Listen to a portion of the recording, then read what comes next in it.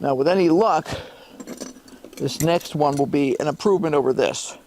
I did just a real quick thing last night before I shut down for the evening to see how well it would cast using the 2 risers and just modifying the mold just the same way as I did here, just by pushing it on here.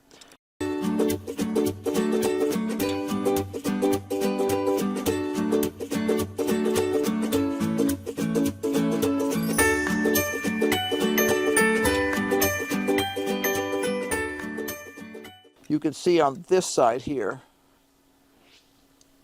that I changed the configuration slightly. This comes out farther here, and this comes down a little bit farther, and it's more rounded. And this was just a real coarse, quick thing to see what would happen, but it still did work. And on this one, if I show you from the back, you can actually see that I've enlarged it here, and I've also enlarged it slightly here. And that was just a quick try yesterday to see if this was going to be enough in terms of risers and things like that. I was pretty confident it was, but I wanted to just take one quick try before I shut it down for the evening. Still, I'm going to give that just another minute because I want to make sure it's cooled enough. And while I'm doing that, I'll put this back together again and see if we can get a better cast this time around. Ideally, if I was going to do a whole bunch of this, I would put up a better frame to hold that in place.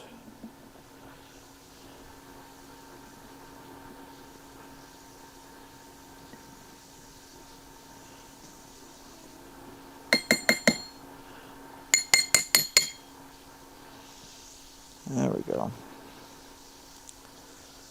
Now, well, this is cooling down a little, because that's probably already hardened in there, but it's still warm, like you'd burn your fingers.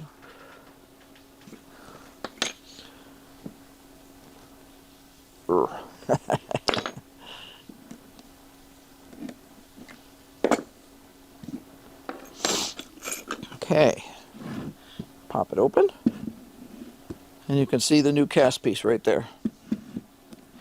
There's the other side of the mold. It does pull out some of the Delft clay. That's fine. Yeah, looking pretty decent actually. And I can feel how it's warm, but it's not going to burn my fingers particularly at this point. Clunk.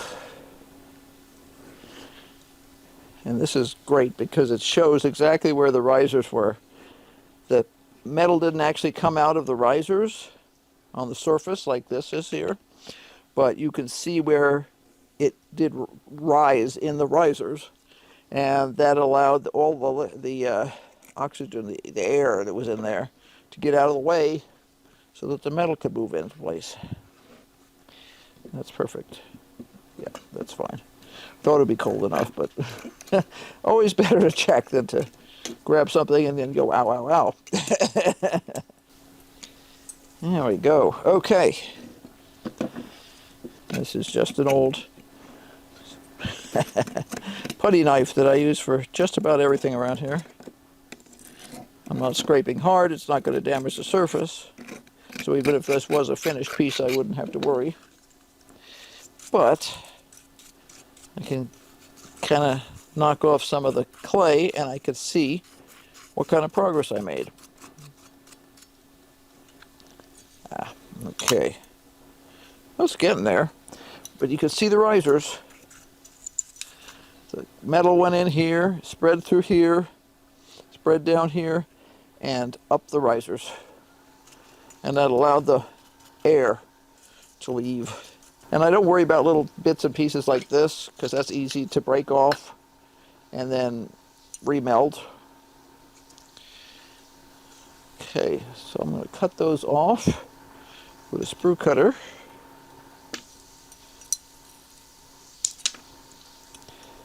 I'll clean them well to make sure that there's no sand on them before I put them back in there, but I can just remelt them.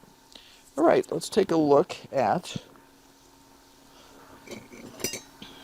our progress. So,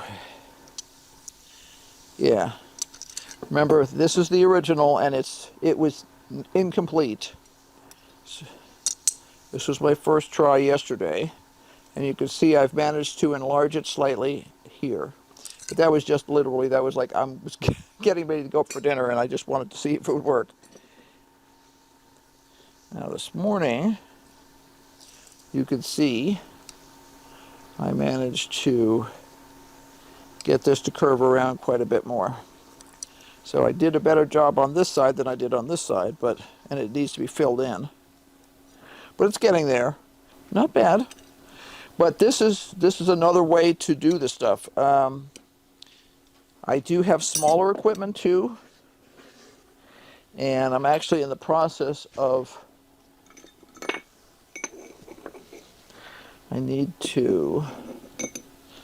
this is one that I did the other day. It's a pendant, and the design came out pretty well, but it wound up with a bubble, which I was not happy with.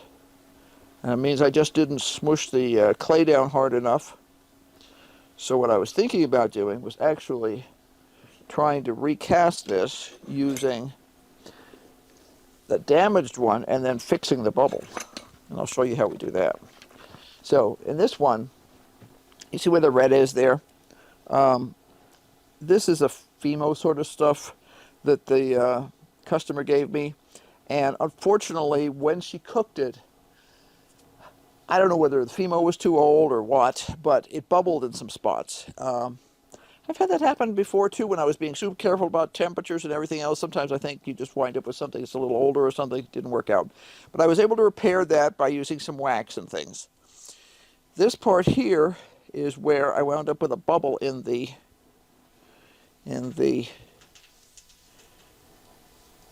pewter piece. So the design transferred well, except for right there. And I could completely recast the whole thing, but then I'm going to have some issues. I actually had to enhance this by scraping it a little bit, and I don't want to do that again if I can avoid it.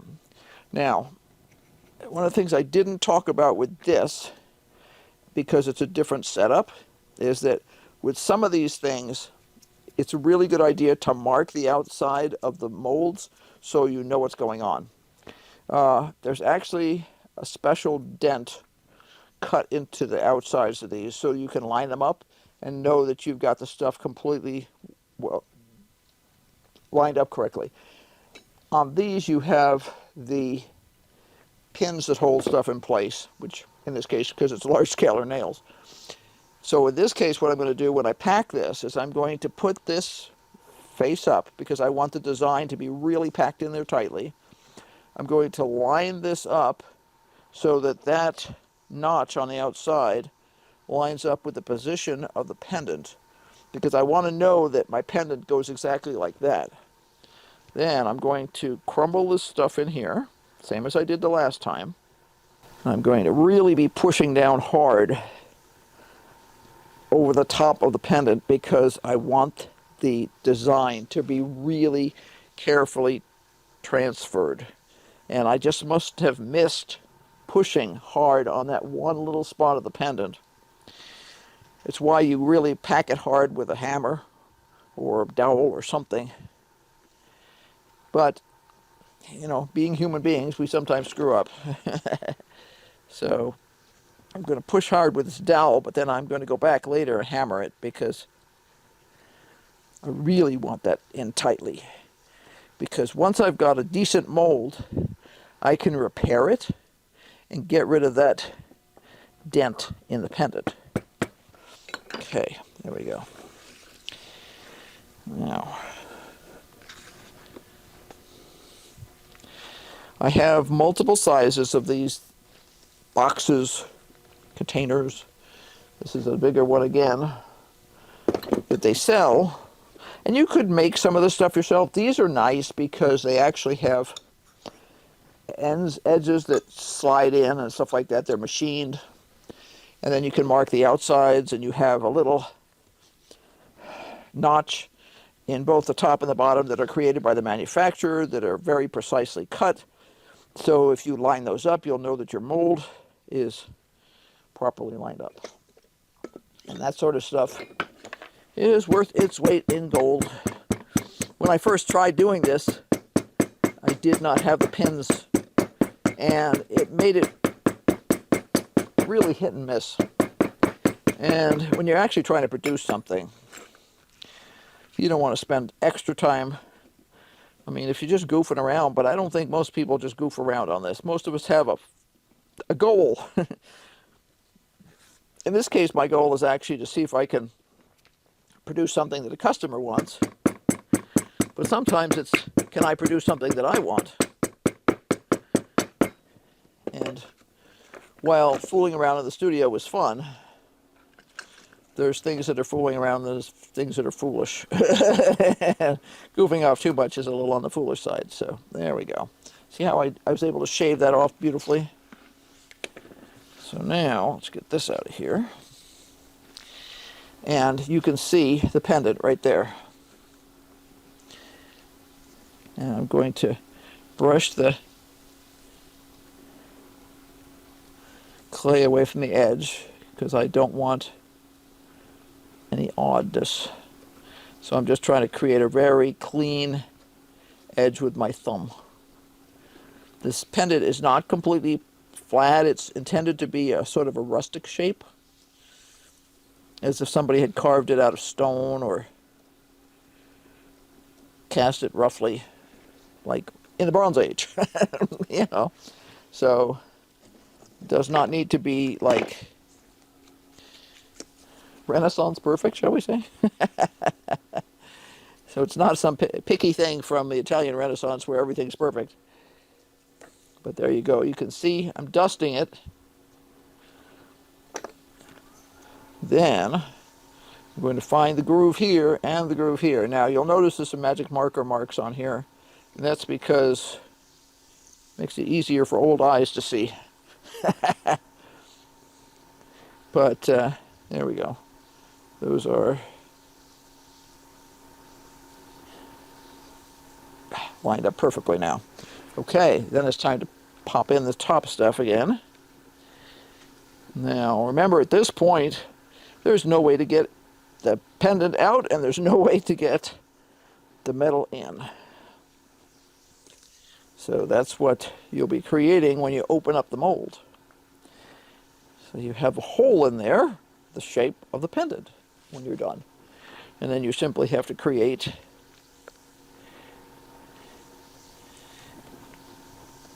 a place to pour the metal in and a place for the air to come out. And usually when I pour these, the metal will actually come out the risers. Not always, but like you saw on that last one, it came up the risers, but it didn't come out the risers. Doesn't matter either way as long as the air got out and there was enough metal movement in the mold to allow the mold to fill properly. Okay. See, aside from the fact that we know that that dent runs along this axis of the pendant, we would have no idea where it was. See? There's the dent, there's the axis of the pendant. All right, so first, okay. Now, once again, I'm going to roll that Delft clay back off the edge just a little bit. I'd rather have a little bit of flashing that I need to cut off, which is just extra metal, than have it sort of chopped off on the edge. Haha. There we go. Now, I'm going to tap this in because it did produce a slight bit of messiness on the edge. And like I said, this is supposed to be a rustic piece, so that's not a huge problem. But, and I know you can't see it, but I can. There is a spot there where that bubble was, which produces a little mountain inside the mold. But I can squish it. I can squish it. So I have squished it. and pressed it down. Now what I may need to do is I may need to enhance the stripes on this. See those little stripes there? One of the reasons I wanted to use this one rather than this one is I had some problems with this. The stripes didn't work out quite as well as I wanted them to. So I actually enhanced them on here with a sharp graver. So I'm hoping this will solve that problem completely. If it doesn't, I'll do it again. But okay, so we have that piece. Now we need our risers.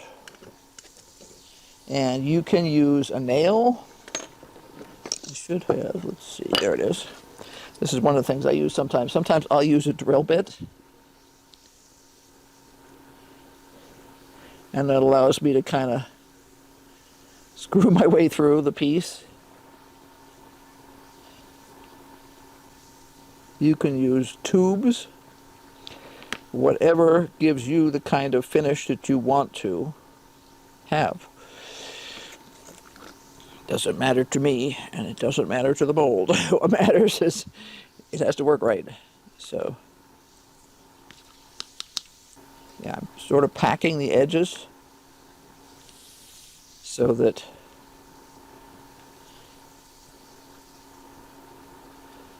I could make this bigger. If I were doing a larger, heavier piece, I would definitely make this bigger. All I'm trying to do is avoid anything that will cause turbulence. Now, turbulence is exactly what it sounds like.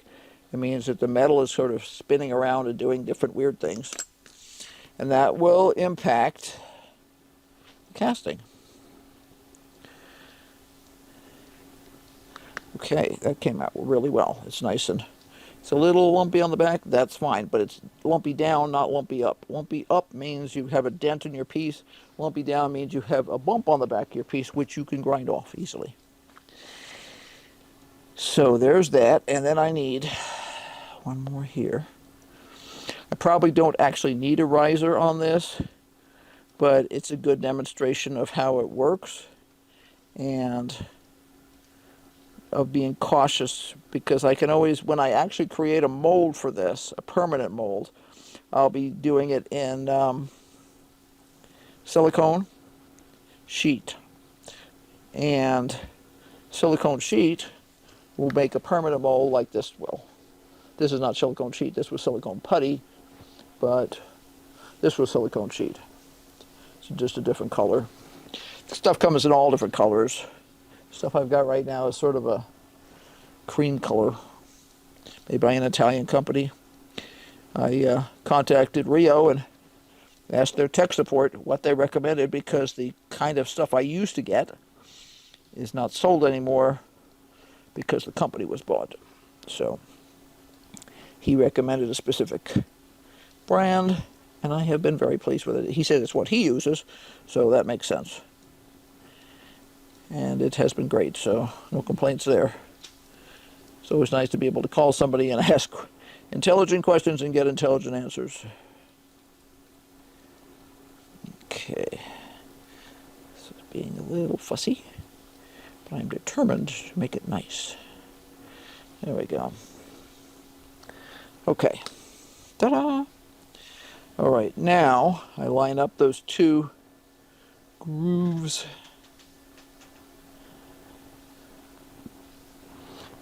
Okay, double check that they're lined up. Move this stuff out of the way. Pour this stuff back in there. Get the plastic out of the way in case I splurch. Okay, and we're ready to pour. Again, I'm removing the oxidized junk off the top of the metal by just pushing it aside with the ladle, and I pour it in, and you see it came right out that riser. So this, I know I did not really need a riser that big. It's okay. So while we're sitting there waiting for this to cool, I can open up this and see how this one turned out. So I wanted my back pieces to be just a little nicer there. And this has been well cooled, it's not a problem at all. Yeah, it's a little bit better. Yeah, Last time this one was too small. And that's part of the hinge, so what I'll do is I'll drill a hole. That's cool. I'll drill a hole through here, put a pin in there, and then the pin that acts, because this is a brooch, this gets cut off, it gets all shiny and everything else like that. This gets bent over into a hook, and then I've got a pin here that goes under the hook, and yeah, this just a little oxidation on the front here. I'll trim this off. This is called flashing, and it's because the edge of the mold doesn't meet perfectly fine. And this I'll cut off with a different tool. And I'll grind off the edges here. Make that look nice. Shiny. Okay. See what we're doing here. Feel the heat in there. This is aluminum, so it transfers heat really well. Plunk.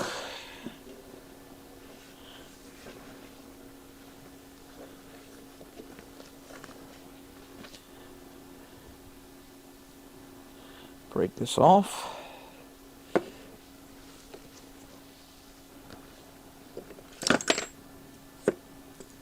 Whew.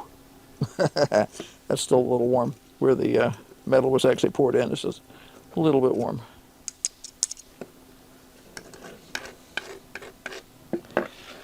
Not going to leave a mark, but it's toasty.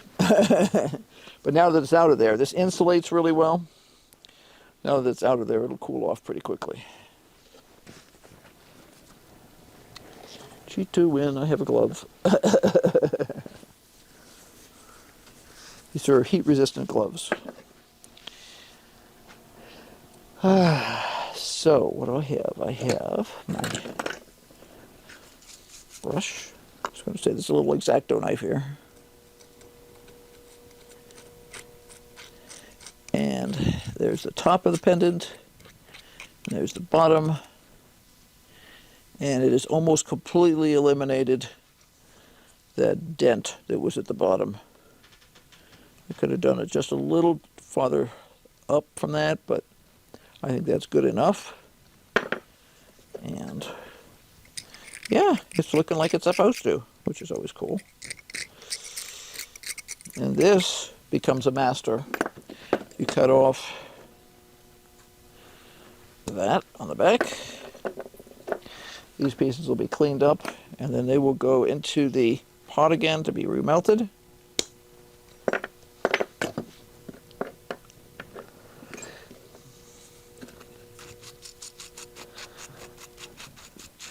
If this was bronze, this would be way hotter, because that's 2,000 degrees about, and that